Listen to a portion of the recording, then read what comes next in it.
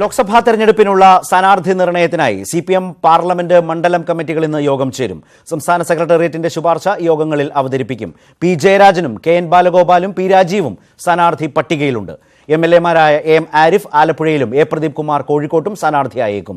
P Karunakaran ഒഴികെയുള്ള sitting MP-മാർക്ക് വീണ്ടും seat നൽകാനും CPM സെക്രട്ടേറിയറ്റ് തീരുമാനിച്ചിരുന്നു. കോട്ടയത്ത് പുതുമുഖമായ ഡോക്ടർ സിന്ധുമോൾ ജേക്കബാവും പാർട്ടി സ്ഥാനാർത്ഥിയെന്നാണ് സൂചന. അതേസമയം ലോക്സഭാ തെരഞ്ഞെടുപ്പിലെ സീറ്റ് വിഭജനത്തിനായുള്ള ഇടതുമുന്നണിയുടെ ഉഭയകക്ഷി ചർച്ച ഇന്ന് അവസാനിക്കും. വിവരങ്ങളുമായി തിരുവനന്തപുരത്ത് നിന്ന് VV അരുണും കോട്ടയത്ത് നിന്ന് G ശ്രീജിത്തും കോഴിക്കോട് നിന്ന് ഷഹീദും ചേരുകയാണ്.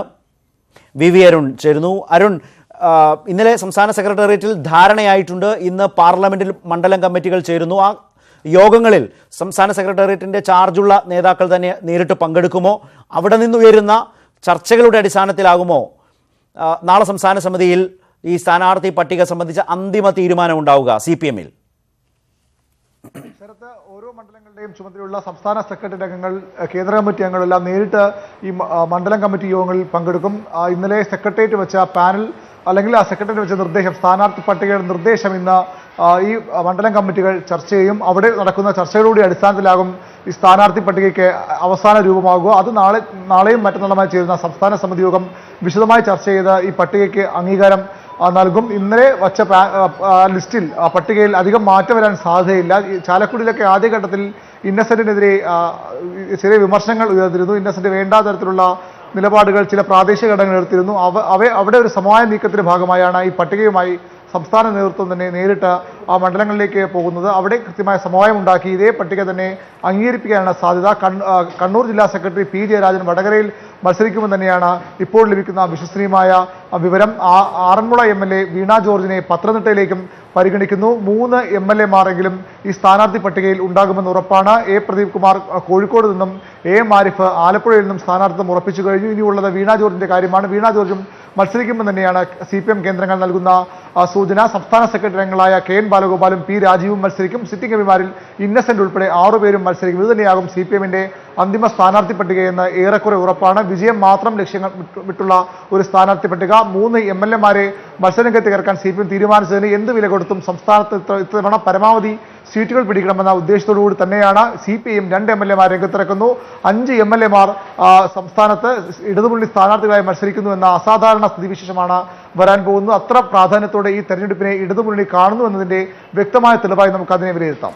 അരുൺ ഇപ്പോൾ സൂചിപ്പിച്ചതുപോലെ MLA-മാരുടെ ശക്തി അല്ലെങ്കിൽ അവർക്ക് മണ്ഡലങ്ങളിൽ ഉണ്ടാക്കിയെടുക്കാൻ കഴിഞ്ഞ സ്വീകാര്യത ലോക്സഭാ തെരഞ്ഞെടുപ്പിൽ അവരെ സ്ഥാനാർത്ഥികളാക്കി അധിക വോട്ട് നേടുന്നതിനുള്ളൊരു വലിയ തന്ത്രമായി ഇടതുമുന്നണി കാണുകയാണ്. അത്തരത്തിൽ പിടിച്ചെടുക്കേണ്ടുന്ന ശക്തമായ പോരാട്ടം കാഴ്ചവെക്കേണ്ട മണ്ഡലങ്ങളിലാണ് MLA-മാരെ ഇറക്കുന്നത് എന്നതാണ് ശ്രദ്ധേയം. ഇപ്പോൾ ആലപ്പുഴയിലായാലും കോഴിക്കോടായാലും ഒക്കെ വളരെ കൃത്യമായി കോൺഗ്രസിന് UDF-ന് വിജയസാധ്യതയുള്ള, വിജയം നിലനിർത്താനാകുന്ന മണ്ഡലങ്ങളിലേക്കാണ് ഇടതുമുന്നണി അത്തരമൊരു വലിയ പരീക്ഷണത്തിന് തയ്യാറാകുന്ന, ഒരു വലിയ മത്സരത്തിന് തയ്യാറെടുക്കുന്നത് എന്നതാണ് ഏറ്റവും ശ്രദ്ധേയം. ഇപ്പോൾ ശ്രീജിത്ത് ചേരുന്നുണ്ട്, അതുപോലെ ഷഹീദ് ചേരുന്നുണ്ട്. ശ്രീജിത്ത്, 2 മണ്ഡലങ്ങളെക്കുറിച്ചാണ് ശ്രീജിത്തിനോട് ചോദിക്കാനുള്ളത്. ഒന്ന് കോട്ടയത്തെ സംബന്ധിച്ചും അതുപോലെ തന്നെ പത്തനംതിട്ടയെ സംബന്ധിച്ചും. ഈ 2 മണ്ഡലങ്ങളും ഇടതുമുന്നണിക്ക് നല്ല ശക്തമായ പോരാട്ടം കാഴ്ചവെക്കാൻ ആവശ്യമായ നിലയിലുള്ള ഒരു സ്ഥാനാർത്ഥി പരിഗണനയിലാണോ ഇപ്പോൾ കാര്യങ്ങൾ നീങ്ങുന്നത്? ഡോക്ടർ സിന്ധുമോൾ, അതുപോലെ പത്തനംതിട്ടയിൽ ആര് എന്ന ചോദ്യം നിൽക്കുന്നു. ഈ 2 ലോക്സഭാ മണ്ഡലങ്ങളിലും പാർലമെന്റ് മണ്ഡലം കമ്മിറ്റികളുടെ, അതാത് പ്രദേശത്തെ പാർട്ടികളുടെ ഒരു പൊതു താല്പര്യം എന്താണ്?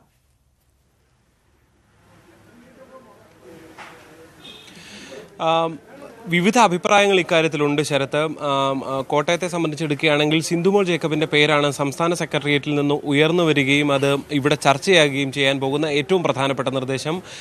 പക്ഷേ സ്വാഭാവികമായും സിന്ധുമോളുടെ പേരിനെ കുറിച്ച് എതിർപ്പുകൾ ഉണ്ടാകാനുള്ള സാധ്യതയും നിലനിൽക്കുന്നുണ്ട്. കാരണം ജില്ലയിലെ മുതിർന്ന നേതാക്കൾ പലരും TN ഹരികുമാർ അടക്കമുള്ളവർ സ്ഥാനാർത്ഥിത്വ പ്രതീക്ഷ ഉണ്ടായിരുന്നവരാണ്. പക്ഷേ അവരെയൊക്കെ മറികടന്നുകൊണ്ട് താഴെത്തട്ടിലുള്ള ഒരു പഞ്ചായത്ത് അംഗമായ ഒരാളെ നേതാവായി ഉയർത്തിക്കൊണ്ടുവരുന്നു എന്ന എതിർപ്പുകൾ ഉണ്ടാകാനുള്ള സാധ്യത സ്വാഭാവികമായുണ്ട്.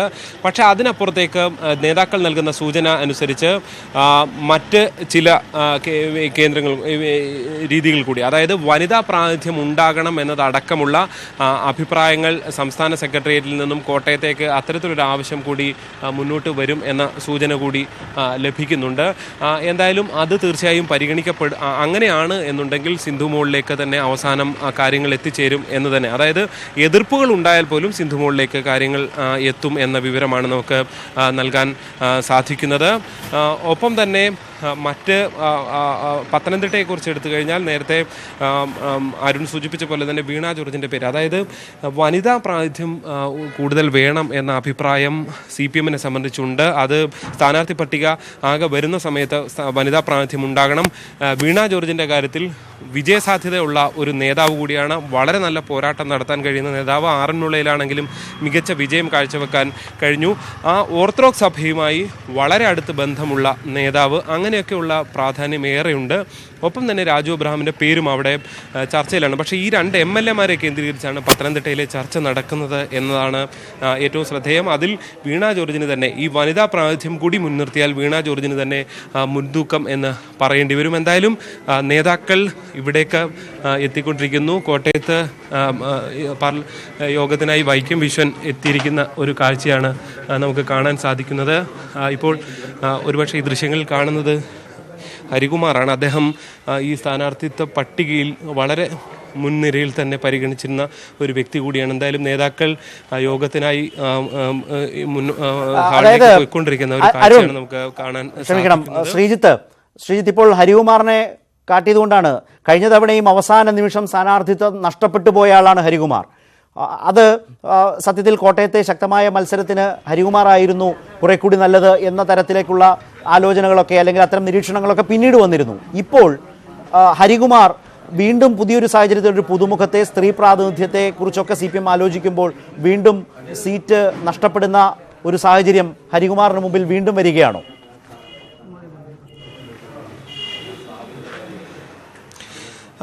അങ്ങനെ വേണം കരുതാൻ ശരത്. കാരണം ഹരികുമാറിൻ്റെ പേര് പോലും കഴിഞ്ഞ തവണ തെരഞ്ഞെടുപ്പ് സമയത്ത് പോസ്റ്ററുകളിൽ എഴുതിയിരുന്ന ഒരു സ്ഥിതിവിശേഷമായിരുന്നു ഉണ്ടായിരുന്നതെന്നാണ് നമുക്ക് മനസ്സിലാക്കാൻ സാധിക്കുന്നത്. അങ്ങനെ ഉണ്ടായിരുന്ന നേതാവ് പല തെരഞ്ഞെടുപ്പുകളിലും പേര് വളരെ മുന്നിൽ ചർച്ച ചെയ്യപ്പെടുകയും അവസാന നിമിഷം ചില കാരണങ്ങൾ കൊണ്ടെങ്കിലും തഴയപ്പെടുകയും ചെയ്യുന്ന ഒരു നേതാവ് എന്ന നിലയിലാണ് ഹരികുമാറിൻ്റെ പേര് ഉയർന്നത്. ഇത്തവണ സുരേഷ് കുറുപ്പ് മത്സരത്തിനില്ല എന്ന് അറിയിക്കുന്ന സാഹചര്യം, തുറന്നു പറയുന്ന സാഹചര്യം ഉണ്ടായി. അതിനുശേഷം പിന്നെ VN വാസവനും മത്സരരംഗത്തേക്കില്ല എന്ന് ഏതാണ്ട് പറയുന്ന സാഹചര്യം. അതിനുശേഷം ആണ് ഇത്തരത്തിൽ സ്വാഭാവികമായും ഹരികുമാറിൻ്റെ പേര് മുന്നിൽ നിൽക്കുകയും പക്ഷേ അപ്രതീക്ഷിതമായി ആരും അധികം ചർച്ച ചെയ്യാത്ത ഒരു പേര് ഉയർന്നു വരുന്ന ഒരു സ്ഥിതിവിശേഷമാണ് കോട്ടയത്തെ സംബന്ധിച്ച് ഉണ്ടായിട്ടുള്ളത് എന്നതാണ് ഏറ്റവും ശ്രദ്ധേയമായ കാര്യം. എന്തായാലും ഇവിടെ അല്പസമയത്തിനുള്ളിൽ തന്നെ ചർച്ചകൾ തുടങ്ങും. വിവിധ നേതാക്കൾ ഇവിടേക്ക് പാർലമെൻറ്റ് മണ്ഡലം കമ്മിറ്റിയുടെ യോഗത്തിൽ പങ്കെടുക്കാനായി എത്തിക്കൊണ്ടിരിക്കുന്ന ഒരു കാഴ്ചയാണ് നമുക്ക് കാണാൻ സാധിക്കുന്നത്. എതിർപ്പുകൾ ഉണ്ടാകാനുള്ള സാധ്യതയുണ്ട് എന്ന് തന്നെയാണ് സിന്ധുമോളുടെ കാര്യത്തിൽ എതിർപ്പുകൾ ഉണ്ടാകാനുള്ള സാധ്യത ഉണ്ട് എന്ന് തന്നെയാണ് വ്യക്തമായ സൂചനകളാണ് നമുക്ക് ലഭിക്കുന്നത്. പക്ഷേ ഇപ്പോൾ ശ്രീജിത്തിലേക്ക് വരാം. ശ്രീജിത്ത്, ഇന്നലെ ഇത്തരം വിവരങ്ങളുടെ അടിസ്ഥാനത്തിൽ പല നേതാക്കളോട് സംസാരിക്കുമ്പോൾ, കോട്ടയം കേന്ദ്രീകരിച്ചൊക്കെയുള്ള നേതാക്കളോട് സംസാരിക്കുമ്പോൾ പലർക്കും വല്ലാത്ത അത്ഭുതമായിരുന്നു. നേരത്തെ ശ്രീജിത്ത് സൂചിപ്പിച്ചതുപോലെ പാർട്ടി റാങ്കിലുള്ള അവരുടെ സംഘടനാപരമായ ഏത് തലത്തിൽ നിൽക്കുന്നു എന്നൊക്കെയുള്ള തരം ചോദ്യങ്ങൾ, മറുചോദ്യങ്ങൾ ഉന്നയിച്ച് നേതാക്കൾ അത്ഭുതപ്പെട്ടതൊക്കെ ഇന്നലെ സംഭവിച്ചിട്ടുണ്ട്. ഇന്ന് നിശ്ചയമായും പാർലമെൻറ്റ് മണ്ഡലം കമ്മിറ്റി യോഗത്തിൽ കോട്ടയത്ത് നേതാക്കളിൽ നിന്ന് നിശ്ചയമായും അത്തരം സംശയങ്ങളും ചോദ്യങ്ങളും ഒക്കെ ഉയരാം. അവിടെ എന്താണ് പൊതുവികാരം എന്നത് ഈ സ്ഥാനാർത്ഥി നിർണയത്തിൽ ഏറ്റവും നിർണായകമാണ്. കോട്ടയത്താണ് അത്തരമൊരു വ്യത്യസ്തമായ സാഹചര്യം വന്നിട്ടുള്ളത്. കോട്ടയത്ത് ഇപ്പോൾ സംസ്ഥാന സെക്രട്ടേറിയറ്റ് തീരുമാനിച്ച പേരിനോട് CPM-ൻ്റെ പാർലമെൻറ്റ് മണ്ഡലം കമ്മിറ്റി പൂർണ്ണമായും പിന്തുണയ്ക്കുമോ, അതോ നേരത്തെ ശ്രീജിത്ത് സൂചിപ്പിച്ചതുപോലുള്ള വിയോജിപ്പുകളോ വിമർശനങ്ങളോ ഉണ്ടാകുമോ? ഒടുവിൽ ഇന്നലെ എത്തിച്ചേർന്ന ധാരണ തീരുമാനമായി മാറുമോ എന്നാണ് അറിയാനുള്ളത്. ഷഹീദ് കൂടി ചേരുകയാണ്. ഷഹീദ്, പൊതുവിൽ വടക്കൻ കേരളത്തെ സംബന്ധിച്ച് കോഴിക്കോട് പ്രദീപ് കുമാർ സ്ഥാനാർത്ഥിയാകുമെന്നൊരു പൊതു പ്രതീതി CPM-നുള്ളിലും ഇടതുമുന്നണിയിലും രൂപപ്പെട്ടിട്ടുണ്ടോ? സംസ്ഥാന സെക്രട്ടേറിയറ്റ് അത്തരമൊരു ധാരണയിൽ എത്തിയിട്ടുണ്ട്. അതുപോലെ വടകര, കണ്ണൂരിൽ വീണ്ടും PK ശ്രീമതി മത്സരത്തിനിറങ്ങുന്നു. കാസർഗോഡിനെ സംബന്ധിച്ച് സതീഷ് ചന്ദ്രൻ എന്ന നിലയിൽ ഈ രൂപത്തിൽ ഇപ്പോൾ സംസ്ഥാന സെക്രട്ടേറിയറ്റ് എടുത്ത ധാരണയിലെത്തിയ പേരുകളിൽ ഏറെക്കുറെ മണ്ഡലങ്ങളിൽ അതിൻ്റെതായ ഒരു പ്രതിഫലനം വന്നു തുടങ്ങിയിട്ടുണ്ടോ? പ്രവർത്തകരിലും ഇടതുമുന്നണിയിലും CPM-ലുമൊക്കെ? ശരത്ത് ആദ്യം സൂചിപ്പിച്ച രണ്ട് മണ്ഡലങ്ങളിൽ, കോഴിക്കോട് വടകര മണ്ഡലങ്ങളിൽ രണ്ടുപേരുടെയും ഇപ്പോൾ മുൻനിരയിൽ നിൽക്കുന്ന എ പ്രദീപ് കുമാറും ഒപ്പം തന്നെ പി ജയരാജൻ, ഈ രണ്ടുപേരും നേരത്തെയൊക്കെ പറഞ്ഞു കേട്ടിരുന്നുവെങ്കിലും പിന്നീട് ആ രണ്ടു പേരുകളും പിൻവാങ്ങുന്ന ഒരു, അല്ലെങ്കിൽ ആ പേര് അപ്രസക്തമാക്കുന്ന രീതിയിൽ മറ്റു പേരുകൾ ഉയർന്നു വരുന്ന സാഹചര്യം ഉണ്ടായിരുന്നു. അതായത് കോഴിക്കോട് മുഹമ്മദ് റിയാസ്, ഡിവൈഎഫ്ഐ അഖിലേന്ത്യാ പ്രസിഡന്റ് മുഹമ്മദ് റിയാസിന്റെ പേര് തന്നെയായിരുന്നു മുന്നിലുണ്ടായിരുന്നത്. ഏറെക്കുറെ പാർട്ടി പ്രവർത്തകർക്കിടയിലും പാർട്ടി ജില്ലാ കേന്ദ്രങ്ങൾക്കിടയിലും ഈ പേരിനായിരുന്നു മുൻതൂക്കം ഉണ്ടായിരുന്നത്. പക്ഷേ ഇപ്പോൾ ഇന്നലെ സംസ്ഥാന സെക്രട്ടേറിയറ്റിൽ ഇപ്പോൾ എ പ്രദീപ് കുമാറിന്റെ പേര് മുന്നോട്ട് വന്നിരിക്കുന്നത് ഏറെക്കുറെ ഒരു അമ്പരപ്പ് പാർട്ടി പ്രവർത്തകർക്കിടയിൽ ഉണ്ടാക്കിയിട്ടുണ്ട്. പക്ഷേ എന്തുകൊണ്ട് ഇങ്ങനെ ഒരു മാറ്റം എന്നുള്ളത് പാർട്ടി വിശദീകരിക്കുന്നത്, അതായത് വലിയ ജനപ്രീതിയാണ്, അല്ലെങ്കിൽ എം കെ രാഘവന് 2 തവണ 2009-ലും 2014-ലും എം കെ രാഘവൻ, അതായത് ഷഹീദ് പറഞ്ഞത് എം കെ രാഘവന്റെ ജനപ്രീതിയെ അതേ നാണയത്തിൽ തന്നെ അതേ രീതിയിൽ തന്നെ നേരിടുക എന്നതാണോ പ്രദീപിനെ തീരുമാനിക്കുന്നതിലേക്ക് CPM-നെ എത്തിച്ചതെന്നാണോ? തീർച്ചയായും ആ തലത്തിൽ തന്നെ വേണം നമുക്ക് വിലയിരുത്താൻ. എം കെ രാഘവന്റെ ജനപ്രിയതയെ അതേ ജനപ്രീതി കൊണ്ട് നേരിടണം എന്ന ഒരു മറുതന്ത്രം CPM ഇപ്പോൾ പ്രയോഗിക്കുകയാണ്. നമുക്കറിയാം എ പ്രദീപ് കുമാർ മണ്ഡലത്തിനകത്തും പുറത്തും വലിയ ജനപ്രീതിയുള്ള ഒരു CPM നേതാവാണ്, CPM MLA ആണ്. വിദ്യാഭ്യാസ രംഗത്തെയും മറ്റ് പൊതുപ്രവർത്തനത്തിലും അദ്ദേഹത്തിന്റെ ഇടപെടൽ വലിയ തോതിൽ മാതൃകാപരമാണെന്ന് വിശേഷിപ്പിക്കപ്പെടുന്ന ഒരു സാഹചര്യമുണ്ട്. ഈ ജനകീയതയെ ഉപയോഗിച്ച് എം കെ രാഘവന്റെ പരാജയപ്പെടുത്തേണ്ടത് CPM-ന് അത്യാവശ്യമായിരിക്കുന്ന ഒരു ഘട്ടമുണ്ട്. കാരണം ഈ മണ്ഡലം കോഴിക്കോട് ലോക്സഭാ മണ്ഡലത്തിൽ 7 മണ്ഡലങ്ങളിൽ 6ഉം LDF-നൊപ്പമാണ്, CPM ശക്തി കേന്ദ്രങ്ങളാണ്. എന്നിരുന്നിട്ട് പോലും ലോക്സഭാ തെരഞ്ഞെടുപ്പിൽ 2 തവണയും പരാജയപ്പെടുന്നത് പാർട്ടിയുടെ തന്നെ ചില പോരായ്മയാണ്. പാർട്ടി സ്ഥാനാർത്ഥികളെ നിർണ്ണയിച്ചതിലും തുടർന്നുണ്ടായ ചില പാർട്ടിക്കുള്ളിലുള്ള ചില പ്രശ്നങ്ങളും കാരണം, അല്ലെങ്കിൽ പാർട്ടിയുടെ പോരായ്മ കൊണ്ട് തന്നെയാണ് കോൺഗ്രസ് UDF ജയിച്ചു കയറുന്ന ഒരു സാഹചര്യം ഉണ്ടായതെന്ന് CPM തന്നെ വിലയിരുത്തുന്നുണ്ട്. ഈ ഒരു സാഹചര്യം ഇനി ഒരിക്കലും അനുവദിച്ചു കൊടുക്കാൻ കഴിയില്ല എന്നൊരു ഉറച്ച നിലപാട് CPM-നുണ്ട്, LDF-നുണ്ട്. അതുകൊണ്ട് തന്നെ ഏത് വിധേനയും രാഘവനെ തടഞ്ഞു നിർത്തേണ്ടതുണ്ട്, അല്ലെങ്കിൽ രാഘവന്റെ വിജയം ഇത്തവണയെങ്കിലും ഇല്ലാതെ നോക്കേണ്ടത് CPM-ന്റെ അനിവാര്യ ഒരു സാഹചര്യമുണ്ട്. അതുകൊണ്ട് തന്നെയാണ് ഈ ഡിവൈഎഫ്ഐ അഖിലേന്ത്യാ പ്രസിഡന്റ് എം കെ റിയാസിന്റെ പേരുണ്ടായിട്ടും ജനപ്രിയത കണക്കിലെടുത്ത് ഈ എ പ്രദീപ് കുമാറിന്റെ പേര് മുന്നോട്ട് വരികയും അവസാന ഘട്ടത്തിൽ അദ്ദേഹത്തിന്റെ സ്ഥാനാർത്ഥിയാകുന്ന ഒരു ഘട്ടത്തിലേക്ക് ഇപ്പോൾ കാര്യങ്ങൾ എത്തുകയും ചെയ്തിരിക്കുന്നു. ഏതായാലും ഇപ്പോൾ ഈ കോഴിക്കോട് പാർലമെന്റ് മണ്ഡലം കമ്മിറ്റി യോഗം ഇതിന് അന്തിമ അനുമതി നൽകുമെന്നാണ് നമുക്ക് മനസ്സിലാക്കാൻ സാധിക്കുന്നത്. മറ്റു എതിർപ്പുകളൊന്നും ഉയരാൻ ഇടയില്ല. കാരണം അത്രത്തോളം ജനകീയനായ ഒരു നേതാവാണ് എ പ്രദീപ് കുമാർ എന്നൊരു സാഹചര്യം നിലവിലുണ്ട്. ആ തരത്തിൽ തന്നെ കാര്യങ്ങൾ പോകാനാണ് സാധ്യത. ഒപ്പം തന്നെ ഈ വടകര മണ്ഡലവും ഈ പി ജയരാജന്റെ പേര് നേരത്തെ തെരഞ്ഞെടുപ്പിന്റെ ആദ്യഘട്ടങ്ങളിലെല്ലാം പി ജയരാജന്റെ പേരുണ്ടായിരുന്നെങ്കിൽ പോലും പിന്നീട് അദ്ദേഹത്തിനെതിരെ വന്ന CBI കേസ് ഉൾപ്പെടെയുള്ള കാര്യങ്ങൾ വിലയിരുത്തി അദ്ദേഹം മത്സരിക്കുന്നത് പൊതുവെ പാർട്ടിക്ക് ദോഷമുണ്ടാക്കുമെന്ന ഒരു വിലയിരുത്തലിലേക്ക് പാർട്ടി എത്തി എന്നൊരു നിഗമനമായിരുന്നു പുറത്തേക്ക് വന്നിരുന്നത്. പക്ഷേ ഇപ്പോൾ പി ജയരാജന്റെ പേര് ഇപ്പോൾ വന്നിരിക്കുന്ന ഒരു സാഹചര്യം CPM മറ്റു ചില പാർട്ടിക്കുള്ളിലെ തന്നെ ചില ഘടകങ്ങളാണ് പി ജയരാജനെ സ്ഥാനാർത്ഥിയായി വടകരയിൽ കൊണ്ടുവരുന്നതിന് പിന്നിൽ പ്രവർത്തിച്ചതെന്ന് നമുക്ക് ഈ ഘട്ടത്തിൽ അതുകൊണ്ട് തന്നെ പാർലമെന്റ് മണ്ഡലം കമ്മിറ്റിയിൽ ഷഹീദ്, ഇപ്പോൾ വടകര ലോക്സഭാ മണ്ഡലത്തിൽ CPM-ന്റെ പാർലമെന്റ് മണ്ഡലം കമ്മിറ്റി ചേരുമ്പോൾ പി ജയരാജന്റെ പേര് പാർട്ടി മുന്നോട്ട് വെക്കുമ്പോൾ സ്വാഭാവികമായും ഏതെങ്കിലും തരത്തിലൊരു മറുവാദത്തിന് യാതൊരു സാധ്യതയും കാണുന്നില്ല. തുടക്കഘട്ടത്തിൽ പി ജയരാജന്റെ പേര് ഉയർന്ന സമയത്ത് പാർട്ടിക്കുള്ളിൽ ചില എതിരഭിപ്രായങ്ങൾ ഉണ്ടായിരുന്നു എന്ന് നമുക്ക് ചില സൂചനകൾ ലഭിച്ചിട്ടുണ്ട്. പാർട്ടിയിലെ ചില മുതിർന്ന നേതാക്കൾ തന്നെ പി ജയരാജൻ വടകരയിൽ എത്തുന്നത് ഗുണകരമായിരിക്കില്ല എന്നൊരു നിലപാടെടുത്തിരുന്നു. കാരണം വടകരയിൽ നമുക്കറിയാം CPM-ന്റെ ആഭ്യന്തര രാഷ്ട്രീയത്തെ പിടിച്ചുലച്ച RMPയുടെ വരവ്, അതിന്റെ വിഭാഗീയതയൊക്കെ ഏറെക്കുറെ വലിയ തോതിൽ സാക്ഷ്യം വഹിച്ച ഒരു മണ്ണാണ് വടകര. അതുകൊണ്ട് തന്നെ 2009-ൽ LDF പരാജയപ്പെടുന്നതിന് പ്രധാനപ്പെട്ട ഒരു കാരണമായി തീർന്നത് അവിടുത്തെ CPM-ൽ വിഭാഗീയത തന്നെയായിരുന്നു എന്നുള്ളതും ഒരു ഘടകമാണ്. ഈ സാഹചര്യത്തിൽ ഈ വിഭാഗീയതയെയും ഒപ്പം തന്നെ അത്തരത്തിലുള്ള CPM വിരുദ്ധ വികാരങ്ങളെ മൂർച്ഛിപ്പിക്കുന്ന തരത്തിൽ ഒരു സ്ഥാനാർത്ഥിയെ പി ജയരാജനെ പോലുള്ള ഒരാളെ കൊണ്ടുവരേണ്ടെന്ന് ആ തരത്തിൽ പാർട്ടിക്കുള്ളിൽ തന്നെ ഒരു പൊതു നിലപാട് ഉണ്ടായിരുന്നു എന്നുള്ളത് യാഥാർത്ഥ്യമാണ്. പക്ഷേ എങ്കിൽ കൂടി പി ജയരാജനെ മത്സരിപ്പിക്കാനുള്ള ഒരു തീരുമാനത്തിലേക്ക് CPM എത്തുകയും പിന്നീട് എവിടെ മത്സരിപ്പിക്കുമെന്ന് നോക്കുന്ന സമയത്ത് സ്വാഭാവികമായും വടകരയിലേക്ക് തന്നെ എത്തുന്ന ഒരു സാഹചര്യം കൂടിയുണ്ട്.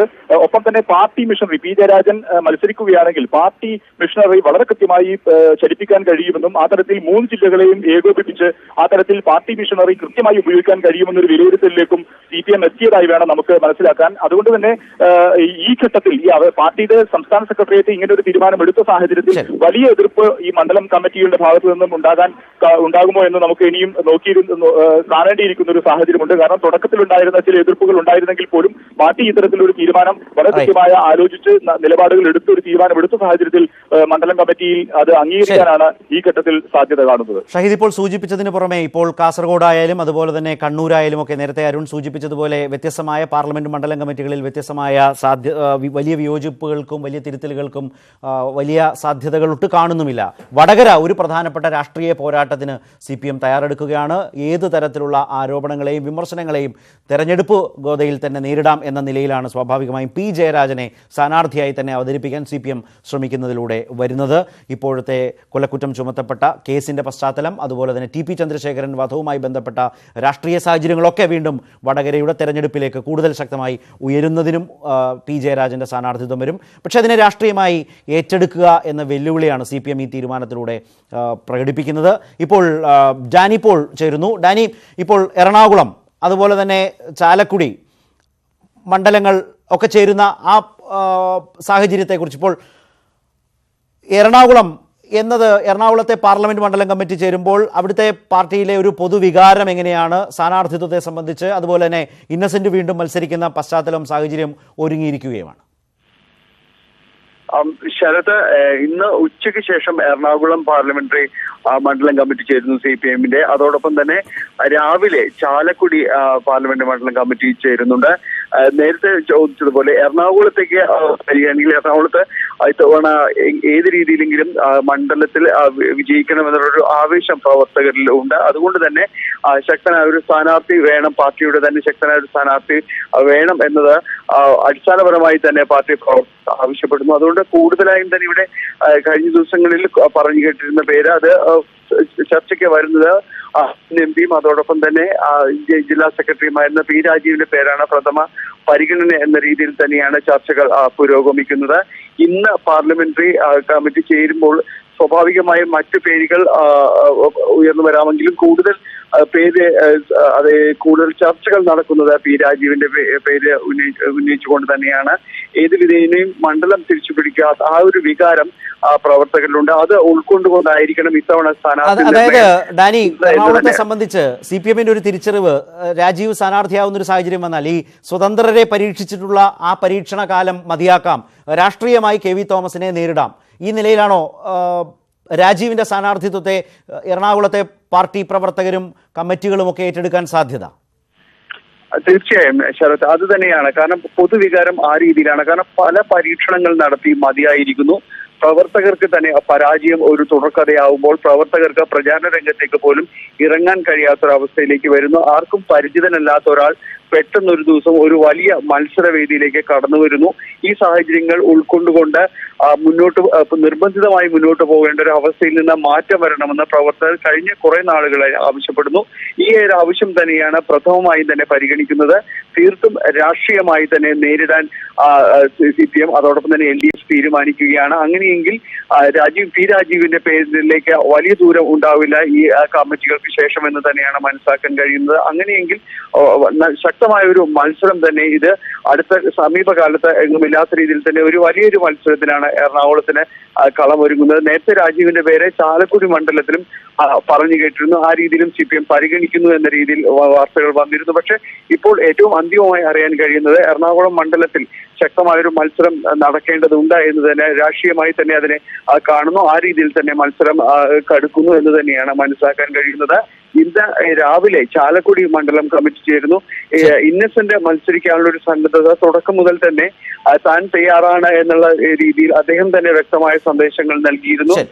ഇത് തന്നെയാണ് പാർട്ടിയും അത് പരിഗണിക്കുന്നത്, LDF-ഉം പരിഗണിക്കുന്നത് അത് തന്നെയാണ്. മത്സരത്തിന് സന്നദ്ധമാണെങ്കിൽ മാത്രവുമല്ല നിരവധിയായ ആരോഗ്യ മേഖലയിൽ പ്രത്യേകിച്ച് നിരവധി വികസന പ്രവർത്തനങ്ങൾ നടത്തിയിട്ടുണ്ട്. ഇത് ജനങ്ങളിലേക്ക് എത്തിക്കാൻ കഴിയുമെന്ന് തന്നെയുള്ളൊരു വലിയൊരു പ്രതീക്ഷ വെച്ചു പുലർത്തുന്നു. അതോടൊപ്പം തന്നെ UDF-നകത്ത്, അതായത് പ്രത്യേകിച്ച് കോൺഗ്രസിനകത്ത് ചാലക്കുടി മണ്ഡലം സംബന്ധിച്ച് പ്രത്യേകിച്ച് ആശയക്കുഴപ്പങ്ങൾ ഒത്തിണക്കത്തോടുകൂടി ഇനിയും അവരൊരു ഫുൾഫിംഗിലേക്ക് ചാലക്കുടി മണ്ഡലത്തിൽ എത്തിയിട്ടില്ല എന്നുള്ളൊരു വിലയിരുത്തലുണ്ട്. ഈ കാര്യങ്ങളെല്ലാം തന്നെ അനുകൂലമാക്കി മാറ്റിയെടുക്കാൻ കഴിഞ്ഞ പോലെ കഴിയുമെന്നൊരു പ്രതീക്ഷ LDF കേന്ദ്രങ്ങൾക്കുണ്ട്. രണ്ട് പ്രധാനപ്പെട്ട മണ്ഡലങ്ങളെ സംബന്ധിച്ച് ഇപ്പോൾ എറണാകുളവും അതുപോലെ ചാലക്കുടിയും സംബന്ധിച്ച CPM-ന്റെ പാർലമെന്റ് മണ്ഡലം കമ്മിറ്റികൾ ചേരാനിരിക്കെ CPM സംസ്ഥാന സെക്രട്ടേറിയറ്റ് എടുത്ത ധാരണ, സ്ഥാനാർത്ഥികളെ സംബന്ധിച്ച ധാരണ, അത് താഴെത്തട്ടിൽ ചർച്ചയാകുമ്പോൾ സംഭവിക്കാനിടയുള്ള സാഹചര്യങ്ങളെക്കുറിച്ച് ഇപ്പോൾ വിവരങ്ങൾ നൽകിയത് ഇപ്പോൾ അനുമോദ് കൂടി ചേരുകയാണ്. അനുമോദ്, പൊന്നാനി അതുപോലെ തന്നെ മലപ്പുറം ശക്തമായ വിജയപ്രതീക്ഷയ്ക്കപ്പുറം നല്ല സ്ഥാനാർത്ഥികളെ അണിനിരത്തുക, നല്ല മത്സരം കാഴ്ചവെക്കുക എന്ന നിലയിലൊക്കെ CPM വിലയിരുത്തിക്കൊണ്ടാണോ സ്ഥാനാർത്ഥികളെ പരിഗണിച്ചിട്ടുള്ള സെക്രട്ടേറിയറ്റ്? ആ നിലയ്ക്കുള്ള ഒരു താല്പര്യം ആ സ്ഥാനാർത്ഥികളോട് ആ പ്രദേശങ്ങളിലെ പാർട്ടി പ്രവർത്തകർക്കിടയിൽ ഉണ്ടോ? അനുമോദ്. ശരത്ത്, മലപ്പുറം, പൊന്നാനി രണ്ടിടത്തും രണ്ട് സാഹചര്യങ്ങളാണ് പാർട്ടി വിലയിരുത്തുന്നത്. മലപ്പുറത്ത് പാർട്ടി ശക്തമായ ഒരു മത്സരം കാഴ്ചവെക്കാനാണ് ശ്രമിക്കുന്നതെങ്കിൽ പൊന്നാനിയിൽ മണ്ഡലം പിടിച്ചെടുക്കാൻ തന്നെയാണ്. നമുക്ക് ആദ്യം പൊന്നാനിയിലേക്ക് വരികയാണെങ്കിൽ പൊന്നാനിയിൽ ഇപ്പോൾ നിലവിലെ സാഹചര്യത്തിൽ പൊതു സ്വതന്ത്രനാണ് ഏറ്റവും കൂടുതൽ സാധ്യത കൽപ്പിച്ചിരിക്കുന്നത്. പ്രധാനമായിട്ടും രണ്ട് എം എൽ എമാരുടെ പേരുകൾ പാർട്ടി ചർച്ച ചെയ്തിരുന്നു. ഒന്ന് താനൂർ MLA വി അബ്ദുറഹ്മാൻ, രണ്ടാമതായി ഈ പട്ടികയിൽ ഏറ്റവും അവസാനം കടന്നു വന്ന പേര് നിലമ്പൂർ MLA PV അൻവറിൻ്റെതാണ്. ഒപ്പം തന്നെ കഴിഞ്ഞ തെരഞ്ഞെടുപ്പിൽ തിരൂരങ്ങാടിയിൽ അബ്ദുറബിനെ വിറപ്പിച്ച കേവലം 6000 വോട്ടിന് മാത്രം പരാജയപ്പെട്ട നിയാസ് പുളിക്കലകത്ത്, ഈ 3 പേരുകൾ പാർട്ടി സജീവമായി തന്നെ പൊന്നാനി മണ്ഡലത്തിൽ മത്സരിക്കുവാൻ വേണ്ടി പരിഗണിക്കുന്നുണ്ട്. ഇതിൽ ഏറ്റവും കൂടുതൽ സാധ്യത കൽപ്പിക്കുന്നത് അബ്ദുറഹ്മാനും നിയാസ് പുളിക്കലകത്തിനും തന്നെയാണ്. അൻവറിന്റെ പേരും പക്ഷേ സജീവമായി തന്നെ ചർച്ചയിലുണ്ട്. അതിന് പ്രധാനപ്പെട്ട കാരണം അബ്ദുറഹ്മാൻ ഇപ്പോൾ നിലവിൽ താനൂർ MLA ആണ്. അദ്ദേഹം മറ്റൊരു മത്സരത്തിന് പൂർണ്ണമായും സമ്മതം നൽകിയിട്ടില്ല എന്നാണ് അറിയാനാകുന്നത്. മാത്രമല്ല അബ്ദുറഹ്മാന് താനൂരിൽ പകരം വെക്കാൻ ഒരാളില്ലാത്തൊരു സാഹചര്യമുണ്ട്. അങ്ങനെ ഒരു സാഹചര്യം നിലനിൽക്കുമ്പോൾ അബ്ദുറഹ്മാന്റെ താല്പര്യം കൂടി കണക്കിലെടുത്തായിരിക്കും പാർട്ടി അദ്ദേഹത്തെ മത്സരരംഗത്തേക്ക് ഇറക്കുക. PV അൻവറിന്റെ പേര് നിലമ്പൂർ MLA അദ്ദേഹം ആദ്യകാല കോൺഗ്രസ് പ്രവർത്തകനാണ്. കഴിഞ്ഞ തെരഞ്ഞെടുപ്പിൽ സ്വതന്ത്രനായ നിലമ്പൂരിൽ ജയിച്ച CPM പിന്തുണയുടെ സ്വതന്ത്രനായി ജയിച്ച MLA ആണ്. അദ്ദേഹത്തിന്റെ പേരും ഇപ്പോൾ പൊന്നാനി മണ്ഡലത്തിൽ സജീവമായി പരിഗണനയിലുണ്ട്. ഇതിനെതിരെ തന്നെ ഒരു വിഭാഗത്തിന്റെ എതിർപ്പും, കാരണം PV അൻവറിനെതിരെ നിലവിൽ ഒരുപാട് ആരോപണങ്ങൾ ഉയർന്നിട്ടുണ്ട്. ഇതിനെയൊക്കെ ന്യായീകരിക്കുവാനും ഇതിനെയൊക്കെ എങ്ങനെ ജനങ്ങൾക്ക് മുമ്പിൽ അവതരിപ്പിക്കുവാനും കഴിയുമെന്നൊരു ആശങ്ക പാർട്ടിയിൽ നിന്ന് തന്നെ ഉയരുന്നുണ്ട്. അതുകൊണ്ട് തന്നെ അൻവറിന്റെ കാര്യത്തിൽ ഒരു അഭിപ്രായ ചർച്ച തന്നെ വലിയ തോതിൽ നടക്കുന്നുണ്ട്. നിയാസ് പുളിക്കലകത്തിന്റെ കാര്യത്തിലേക്ക് വരികയാണെങ്കിൽ അദ്ദേഹം ഇപ്പോൾ CPIയുടെ പിന്തുണയോടെയാണ് സിഡ്കോയുടെ ചെയർമാനായിട്ടിരിക്കുന്നത്. അദ്ദേഹം സ്വാഭാവികമായിട്ടും CPIയുടെ പ്രതിനിധിയായിട്ട് അദ്ദേഹം സിഡ്കോയെ ഉള്ളത്.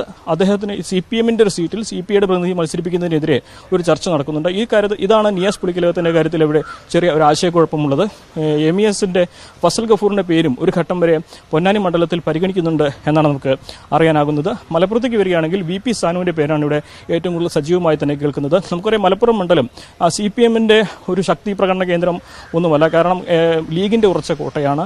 ഒരു മികച്ച മത്സരം കാഴ്ചവെക്കുക, പാർട്ടിയുടെ അടിത്തറ വിപുലമാക്കുക, കൂടുതൽ വോട്ട് നേടുക എന്ന ലക്ഷ്യങ്ങളാണ് മലപ്പുറത്ത് എപ്പോഴും CPM നടത്തിയിട്ടുള്ളത്. അതേ സാഹചര്യത്തിൽ അന്ന് നമുക്ക് വനിതകൾക്ക് സീറ്റ് നൽകിയൊരു സാഹചര്യമുണ്ടായിരുന്നു. PK സൈനബ 2014 മത്സരിച്ചു. കഴിഞ്ഞ തവണ ഉപതെരഞ്ഞെടുപ്പിൽ MP ഫൈസലാണ്, യുവാവാണ് മത്സരിച്ചത്. സ്വാഭാവികമായിട്ടും കൂടുതൽ യുവാക്കൾക്ക് അവസരം നൽകുന്നതിന്റെ ഭാഗമായി VP സാനുവിന്റെ പേര് മലപ്പുറം മണ്ഡലത്തിൽ സജീവമായി തന്നെ കേൾക്കുന്നുണ്ട്.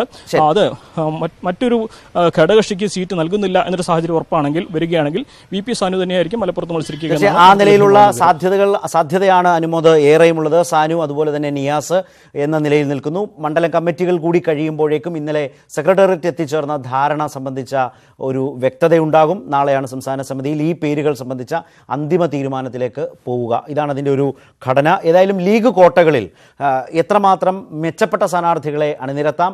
നേരത്തെ അനുമോദ് സൂചിപ്പിച്ചതുപോലെ പൊന്നാനി മണ്ഡലം തിരിച്ചുപിടിക്കത്തക്ക നിലയിലുള്ള മത്സരം സംഘടിപ്പിക്കാനാവുമോ? മലപ്പുറത്ത് കഴിഞ്ഞ തവണ ഉപതെരഞ്ഞെടുപ്പിൽ അഹമ്മദിന് കിട്ടിയതിനേക്കാൾ ഭൂരിപക്ഷം കുറയ്ക്കാൻ കുഞ്ഞാലിക്കുട്ടിയുടെ സ്ഥാനാർത്ഥിത്വത്തിൻ്റെ സമയത്ത് കഴിഞ്ഞിരുന്നുവെങ്കിൽ ആ നിലയിൽ തന്നെ മുന്നോട്ട് പോകാൻ കഴിയുമോ എന്നതൊക്കെയുള്ള നോട്ടമാണ് ഈ മലപ്പുറം പൊന്നാനി മണ്ഡലങ്ങളിലെ സ്ഥാനാർത്ഥി നിർണയത്തിൽ CPM പൊതുവെ ശ്രദ്ധിക്കാൻ ഇടയുള്ളത്. ഇപ്പോൾ ആലപ്പുഴയിലേക്ക് പോയാൽ ശരണ്യ സ്നേഹജൻ ചേരുന്നു. ശരണ്യ, ഏതായാലും KC വേണുഗോപാൽ UDF സ്ഥാനാർത്ഥിയാകുന്ന സാഹചര്യം നിൽക്കുന്നു, അല്ലെങ്കിൽ അദ്ദേഹം പാർട്ടിയുടെ കോൺഗ്രസിൻ്റെ അഖിലേന്ത്യാ ജനറൽ സെക്രട്ടറി എന്ന നിലയിലൊക്കെ മത്സരരംഗത്ത് നിന്ന് മാറുന്ന സാഹചര്യം ഉണ്ടാകണം.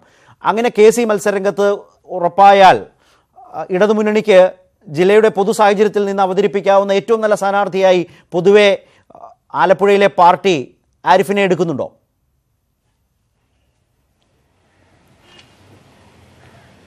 തീർച്ചയായും അങ്ങനെ ഒരു പരിഗണന തന്നെയാണ് ആദ്യ ഘട്ടങ്ങളിൽ മുതൽ ആലപ്പുഴയിൽ സ്ഥാനാർത്ഥി നിർണയത്തിൽ വന്നിരുന്നത്. കാരണം നമുക്കറിയാം ശരത്, ആലപ്പുഴ മണ്ഡലത്തെ സംബന്ധിച്ചിടത്തോളം പാർട്ടി ഒപ്പം തന്നെ വേറെ പല ഘടകങ്ങളുമുണ്ട്. അതായത് തീരദേശം, ഒപ്പം സഭ, അതുപോലെ തന്നെ ന്യൂനപക്ഷങ്ങളൊക്കെ കൂടിക്കലർന്നു വരുന്ന ഒരു മണ്ഡലമാണ് ആലപ്പുഴ. അതുകൊണ്ട് തന്നെ അത്തരത്തിൽ മത്സരിച്ച് കയറാൻ കഴിയുന്ന ഒരു പാർട്ടി സ്ഥാനാർത്ഥി എന്നതിനപ്പുറം അത്തരത്തിലുള്ള ഇടപെടലുകൾ നടത്താൻ കഴിയുന്ന ഒരാൾ തന്നെ സ്ഥാനാർത്ഥിയായി വരണം എന്നത് തന്നെയായിരുന്നു ആദ്യഘട്ടങ്ങൾ മുതലുള്ള വിലയിരുത്തൽ. CS സുജാത അടക്കമുള്ള ആളുകളുടെ പേരുകൾ ആദ്യഘട്ടം ആദ്യഘട്ടത്തിൽ ഉയർന്നു വന്നെങ്കിലും AM ആരിഫിലേക്ക് തന്നെയാണ് പിന്നീട് ഇതിൻ്റെ അവസാന ഘട്ടത്തിലേക്ക് പോകുന്നതെന്ന് തന്നെ നമുക്ക് പറയേണ്ടിയിരിക്കുന്നു. കാരണം അത്തരത്തിലൊരു കാൻഡിഡേറ്റ്, അതായത് തീർച്ചയായും KC വേണുഗോപാലിന് അതിശക്തനായ കാൻഡിഡേറ്റാണ്.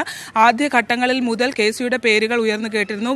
ഒരു ഘട്ടത്തിൽ അദ്ദേഹം ഇവിടുന്ന് മാറി നിൽക്കുന്ന ഒരു സാഹചര്യം ഉണ്ടാവുമെന്ന് തന്നെ വിലയിരുത്തലുണ്ടായിരുന്നു. പക്ഷേ എന്തായാലും അത്തരം തീരുമാനങ്ങളിലേക്ക് വന്നിട്ടില്ല. കാരണം സംഘടനാ ചുമതലകളടക്കമുണ്ടെന്ന് KC വേണുഗോപാൽ അടക്കം വ്യക്തമാക്കുന്നുണ്ട്. അത്തരം ഒരു മാറ്റം ഇത്തരം ശക്തമായ മത്സരത്തിലേക്ക് വരുന്ന സാഹചര്യത്തിൽ ഉണ്ടാകുമോ എന്ന് തന്നെ നമുക്ക് വിലയിരുത്തേണ്ടിയിരിക്കുന്നു. എന്തായാലും ഇപ്പോൾ പാർലമെന്ററി പാർട്ടി യോഗം ആലപ്പുഴ DC ഓഫീസിൽ ഞങ്ങളുള്ളത് കൃഷ്ണപിള്ള സ്മാരക മന്ദിരത്തിലാണ്. അവിടെ പാർലമെന്ററി പാർട്ടി യോഗം ആരംഭിച്ചു കഴിഞ്ഞിരിക്കുന്നു. AM ആരിഫ് അടക്കമുള്ള ആളുകൾ പാർട്ടി നിർദ്ദേശിച്ചാൽ ആദ്യഘട്ടങ്ങളിൽ തന്നെ ന്യൂസ് 18നോട് AM ആരിഫ് വ്യക്തമാക്കിയിരുന്നു. പാർട്ടി നിർദ്ദേശിച്ചാൽ താൻ മത്സരിക്കാൻ തയ്യാറാണ് എന്ന് തന്നെയാണ് അദ്ദേഹം വ്യക്തമാക്കിയിരുന്നത്. അത്തരത്തിലുള്ള നിലപാട്, അതായത് പാർട്ടി മത്സരിക്കാൻ പറഞ്ഞാൽ അരൂർ MLA ആയ AM ആരിഫ് എത്തുമെന്ന് തന്നെ. അങ്ങനെയാണെങ്കിൽ ശക്തമായ ഒരു മത്സരത്തിലേക്ക് തന്നെ ആലപ്പുഴയിലെ പാർലമെന്റ് മണ്ഡലം മാറുമെന്ന് തന്നെ നമുക്ക് പറയേണ്ടിയിരിക്കുന്നു. കാരണം നമുക്കറിയാം ചുമന്ന മണ്ഡലമാണ് അല്ലെങ്കിൽ ചുമന്ന ജില്ലയാണ് ആലപ്പുഴ. പക്ഷേ പാർലമെന്റ് തെരഞ്ഞെടുപ്പിലേക്ക് വരുമ്പോൾ അതിന്റെ ഒരു മാറ്റം സംഭവിക്കുന്ന ശരിയാണ്. നിയമസഭയിലേക്ക് ചുവന്നും ശരണ്യ, നിയമസഭയിലേക്ക് ചുവന്നും പാർലമെന്റിലേക്ക് ത്രിവർണത്തിലും നിൽക്കുന്ന മണ്ഡലമാണ് ആലപ്പുഴ. ഇപ്പോൾ ആരിഫ് മത്സരിക്കുന്നതോടെ CPMന്റെ കണക്കുകൂട്ടൽ എന്താണ്? ഗൗരിയമ്മയുടെ കുത്തക മണ്ഡലമായ അരൂർ പിടിച്ചെടുത്ത് തുടർച്ചയായി ജയിച്ചു വരുന്ന ആളാണ് ആരിഫ്. അരൂരിനെ സംബന്ധിച്ച് തൊട്ടടുത്തുള്ള ചേർത്തല, അതുപോലെ തന്നെ KC വേണുഗോപാലിനും കോൺഗ്രസിനും നല്ല സ്വാധീനമുള്ള ആലപ്പുഴ പട്ടണമടങ്ങുന്ന പ്രദേശം, ഇവിടെയൊക്കെ ആരിഫിനെ പോലെ ഒരു എതിരാളി വന്നാൽ നല്ല മത്സരം കാഴ്ചവെക്കാനാകും, പഴയ സ്ഥിതിക്ക് മാറ്റമുണ്ടാകും. ഇതാണോ CPMന്റെ കണക്കുകൂട്ടൽ?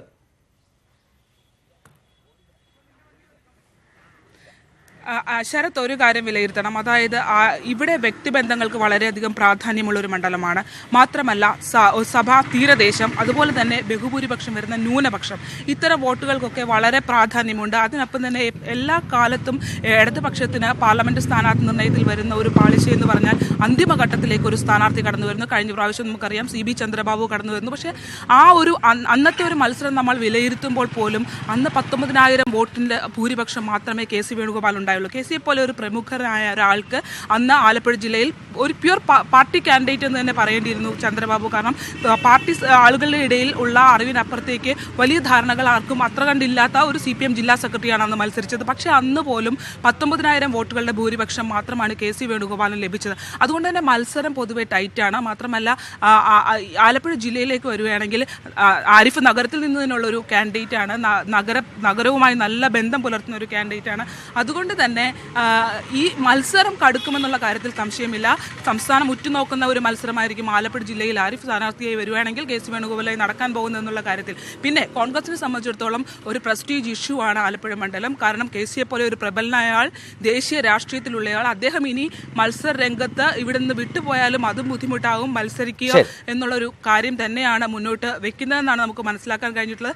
അല്ലെങ്കിൽ ഒരുപക്ഷെ മറ്റ് സംഘടനാ ചുമതലകളുണ്ട് മാറി നിൽക്കേണ്ടി വന്നാൽ MLജു അടക്കമുള്ള ആളുകളുടെ പേരുകളും ഇവിടെ പരിഗണിക്കുന്നുണ്ട്. KC വേണുഗോപാൽ മത്സരിച്ചാൽ കോൺഗ്രസിന്റെ ദേശീയ തലത്തിൽ തന്നെ ശ്രദ്ധിക്കപ്പെടുന്ന മണ്ഡലമായി ആലപ്പുഴ മാറും. നല്ല ഭൂരിപക്ഷത്തോടുകൂടി ജയിക്കുക എന്ന അഭിമാന പോരാട്ടം KCയെയും കോൺഗ്രസിനെയും സംബന്ധിച്ച്. മണ്ഡലം തിരിച്ചുപിടിക്കുക എന്ന വലിയ ഉത്തരവാദിത്വം CPM ആരിഫിനെ ഏൽപ്പിക്കുമോ എന്നതാണ് ഏറ്റവും പ്രധാനപ്പെട്ട ചോദ്യം. ആ നിലയിൽ ആലപ്പുഴ ഒരു ശക്തമായ തെരഞ്ഞെടുപ്പ് പോരാട്ടത്തിന് വഴിയൊരുക്കുമോ? CPMന്റെ ആലപ്പുഴ പാർലമെന്റ് മണ്ഡലം കമ്മിറ്റി ആരംഭിച്ചു എന്ന വിവരമാണ് ശരണ്യ ഇപ്പോൾ ആലപ്പുഴയിൽ നിന്ന് നൽകിയത്. എല്ലാ പാർലമെന്റ് മണ്ഡലങ്ങളിലും CPMന്റെ വളരെ പ്രധാനപ്പെട്ട പാർലമെന്റ് മണ്ഡലം കമ്മിറ്റികൾ ചേരുകയാണ്. അവിടെയാണ് ഈ സ്ഥാനാർത്ഥികളെ സംബന്ധിച്ച് സംസ്ഥാന സെക്രട്ടേറിയറ്റ് ചേർന്ന പേരുകൾ സംബന്ധിച്ച അവരുടെ അഭിപ്രായം അറിയാൻ ശ്രമിക്കുന്നത്. അതിനുശേഷം നാളെ സംസ്ഥാന സമിതിയിൽ ഈ പേരുകൾ സംബന്ധിച്ച അന്തിമ തീരുമാനത്തിലേക്ക് എത്തുകയും ചെയ്യും.